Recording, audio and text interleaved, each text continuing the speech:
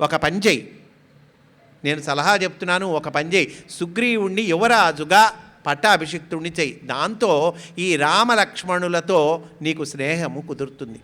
రామచంద్రమూర్తి ధర్మాత్ముడు, పితృవాక్య పరిపాలనకై అరణ్యవాసము చేస్తూ ఉన్నటువంటి వాడు రామచంద్రమూర్తి. కాబట్టి రామచంద్రమూర్తి స్నేహము నీకు కుదరటానికి ఇది చక్కటి ఉపాయమయ్యా, మంచి సమయము, సుగ్రీవుణ్ణి యువరాజుగా పట్టాభిషిక్తుడిని చేసేయి, పని అయిపోతుందని చెప్తుంది. విన్నాడా అండి వాలి? విన్నాడా? శత్రువు ఎదురుగా వచ్చి సింహగర్జన చేస్తుంటే ఎదురు వెళ్ళి వాడిని సంహరించాలి, కానీ ఇటువంటివి కుదరవు అన్నాడు. వాలి యుద్ధానికి బయలుదేరి వచ్చాడండి. ఇద్దరూ మళ్ళీ యుద్ధం ప్రారంభిస్తూ ఉన్నారు. సుగ్రీవుడు ఈసారి గజపుష్పమాల వేసుకొని బయలుదేరేటప్పుడు చాలా ఆత్మవిశ్వాసంతో ఉన్నట్ట రామాయణంలో చెప్తారు.